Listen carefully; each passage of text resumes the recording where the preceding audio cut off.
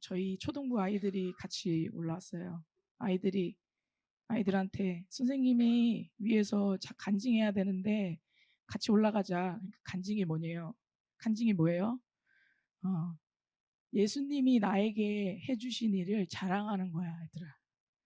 그래서 저는 잠깐 기도할게요. 하나님, 자랑할 때 거짓말하지 않게 하여 주옵소서. 그리고 성령님을 의지합니다. 함께 해주세요. 예수님의 이름으로 기도드렸습니다. 안녕하세요. 저는 목사님과 사모님의 진짜 제자, 진짜 제자 조수아입니다. 저는 작년에도 컨퍼런스에 참석하였습니다. 은혜가 있었습니다. 이전 삶을 회개하였고 결단도 하였습니다. 그런데 이제 제가 다시 돌이켜보니까요, 저에게는 언약의 말씀, 붙들고 나아갈 하나님의 말씀이 없었습니다. 마태복음 7장에 보면 반석 위에 집을 지은 사람과 지혜로운 사람이라고 나와요. 모래 위에 집을 지은 어리석은 사람이 나옵니다. 저는 하나님의 말씀이라는 반석 위에 집을 짓지 못하고 모래 위에 집을 지은 사람이었습니다. 모래 위에 지은 결단이라는 저의 집은 손쉽게 무너지고 말았습니다. 수련회 이후 시간이 지날수록 저의 의지와 결단은 희미해져만 갔습니다. 순종의 마음은 사라지고 저에게는 직장의 바쁨과 은혜 받았을 때 버려놓았던 일들만 남게 되었습니다. 약해진 마음은 직장을 내려놓고 교회에 헌신하겠다는 결정을 자꾸만 미루게 하였습니다. 얼마나 고민했는지 모릅니다. 바쁜 와중에도 직장에서는 점차 인정을 받고 있었고 월급은 높아져만 가고 직장 동료와 상사분들은 참으로 좋으신 분들이었습니다. 회사 대표님도 어찌나 저를 좋아해 주시는지 사역과 일과 공부의 병행으로 힘든 제 사정을 아시고 야, 한 주에 3일만 출근해라 라고 해주실 정도로 저를 이뻐하셨습니다. 그냥 초등부 사역을 내려놓고 일을 계속할까? 이런 고민만 정말 거짓말 안 하고 몇 번은 한 것 같습니다. 그러나 제 안에는 하나님을 향한 사랑과 순종의 불씨가 남아 있었습니다. 5월 31일을 마지막으로 마침내 직장을 내려놓았습니다. 그러나 그렇게 직장을 내려놓고도 저는 여전히 교회에 헌신하는 것을 주저하고 있었습니다. 그러던 중 17 돌파 기도회가 시작되었고 기도회를 통해 은혜를 회복하고 또 제 안에 막혀있는 부분을 돌파하고자 하였습니다.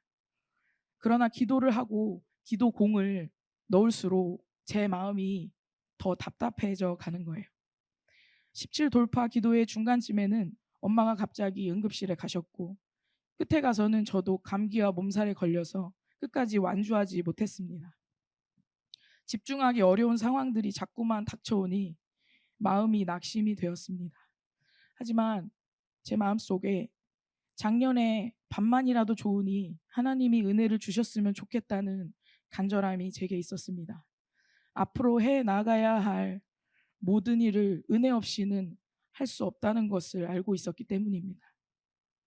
수련회가 진행되는 대성전은 역시나 참으로 넓었습니다. 어찌나 넓은지 그 넓은 곳에 사람들이 이렇게 차기 시작하는데 저와 같은 간절함을 가진 이들이 모여서 내뿜는 열기라는 게 정말 대단한 것이었습니다. 성령님께서 임하시는 공간은 그곳에 존재하는 것만으로도 영향을 받습니다. 대성전에 발을 들여놓은 그 순간부터 하염없이 우는 이들이 있었고요.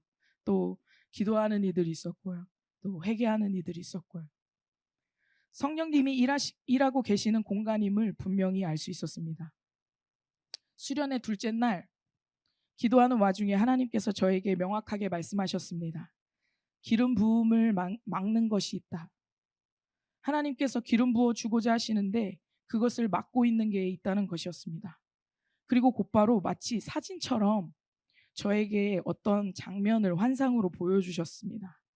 그 장면은 제가 우리 목사님, 최재성 목사님의 발치에 무릎을 꿇고 용서를 구하고 목사님께 안수 축복받는 장면이었습니다. 저는 사실 목사님의 제자가 아니었습니다. 여러분 모르셨죠? 저는 목사님을 미워했습니다. 과거 산돌교회에서 분열의 아픔이 있었을 때 그 배후에 최재성 목사님께서 계시다는 소문이 제 귀에 들렸습니다. 물론 소문은 사실이 아니었지만 그때 목사님에 대한 불신과 미움이 제게 불쑥 들어왔던 것 같습니다. 교회의 통합이 이루어지며 우리 행복한 교회가 되어서도 그 미움은 조용히 제 속에서 몸집을 불려나갔습니다. 모든 것이 마음에 들지 않았습니다. 모르셨죠? 저만 알고 있었어요.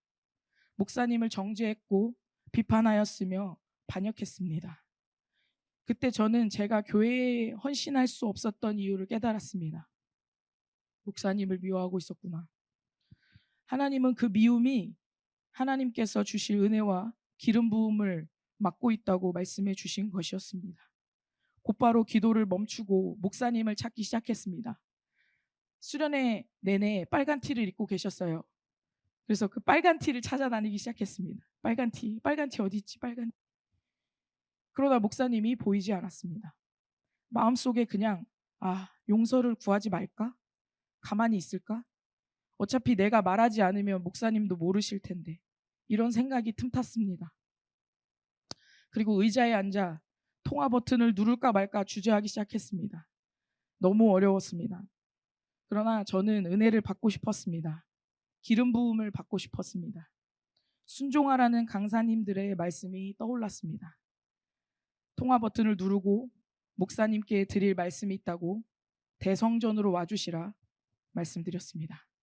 목사님이 오시고 저는 그 앞에 무릎을 꿇고 용서를 구했습니다. 목사님과 하나님께 범죄하였습니다. 죄송합니다. 용서해 주세요. 목사님은 그 자리에서 저를 용서해 주셨습니다.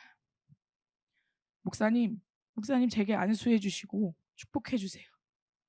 하나님께서 제게 보여주셨던 바로 그 장면처럼 저는 목사님 발치에 무릎을 꿇고 안수를 받았습니다. 그 순간 저는 목사님의 제자가 되었습니다. 먼저 제자가 되어야 제자를 삼을 수 있다는 것을 깨달았습니다. 저는 인생에서 누군가에게 이렇게 용서를 빌어본 적이 없습니다. 잘못도 해본 적이 없습니다. 그러나 하나님께서 기뻐하시는 순종이라는 것이 느껴졌습니다. 그리고 제게도 약속의 말씀을 주셨습니다. 창세기 12장 1절에서 3절 말씀입니다. 네, 여호와께서 아브라함에게 이르시되 너는 너의 고향과 친척과 아버지의 집을 떠나 내가 내게 보여줄 땅으로 가라. 내가 너로 큰 민족을 이루고 내게 복을 주어 내 이름을 창대하게 하리니 너는 복이 될지라. 너를 축복하는 자에게는 내가 복을 내리고 너를 저주하는 자에게는 내가 저주하리니 땅의 모든 족속이 너로 말미암아 이 복을 얻을 것이라 하신지라. 네, 성령님께서 일하신 것이 아니었다면 이루어질 수 없는 일이었습니다. 이 일은 제가 할 수 있는 일이 아니었습니다. 저의 부족함과 연약함을 아시는 성령님께서 이루 말할 수 없는 탄식과 기도로 저를 이끌어 주셨습니다. 얼마나 마음이 날아갈 듯 가벼웠는지 모릅니다.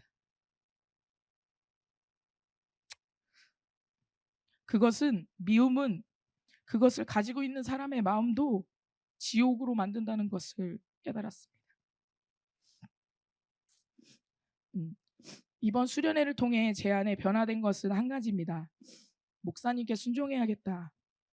이것은 목사님을 숭배하겠다는 것이 아닙니다. 목사님을 세우신 예수님께 순종하겠다는 말입니다. 그분을 인정하고 경외하겠다는 것입니다. 교회를 더욱 사랑하겠습니다. 교회는 예수 그리스도께서 핏값을 치르고 세우신 몸입니다.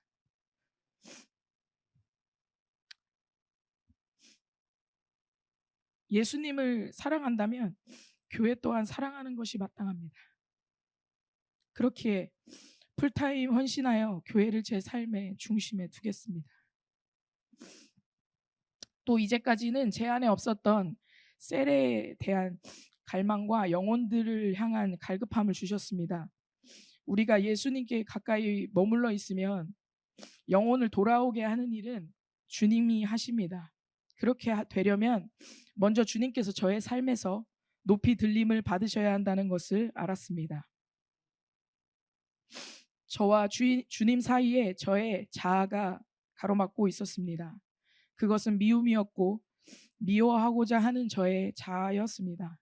저의 자아가 그리스도와 함께 십자가에 못 박히고 죽고 장사되어야 했습니다. 자아가 장사되지 않으면 저에게서 옛사람의 악취가 풍겨 영혼들이 도망가게 될 것이라고 말씀하셨습니다. 저의 삶에서 그리스도께서 높이 들림을 받으신다면 그분은 영혼들을 반드시 자기에게로 인도하실 것입니다. 그래서 저는 매일 그리스도의 고난에 참여해 그분과 하나가 되고자 합니다. 이제 제게 필요한 것은 저의 아픈 마음, 저의 찢어진 마음이 아니라 하나님의 찢어진 마음입니다. 저는 저의 고난이 아니라 주님의 고난에 참여할 것입니다. 저는 저의 눈물이 아니라 그리스도의 눈물로 밤낮 기도할 것입니다. 마지막으로 말씀 한 구절 읽고 마치겠습니다. 갈라디아서 2장 20절 말씀. 내가 그리스도와 함께 십자가에 못 박혔나니 그런즉 이제는 내가 사는 것이 아니요 오직 내 안에 그리스도께서 사시는 것이라. 이제 내가 육체 가운데 사는 것은 나를 사랑하사 나를 위하여 자기 자신을 버리신 하나님의 아들을 믿는 믿음 안에서 사는 것이 그렇게 살도록 하겠습니다. 감사합니다.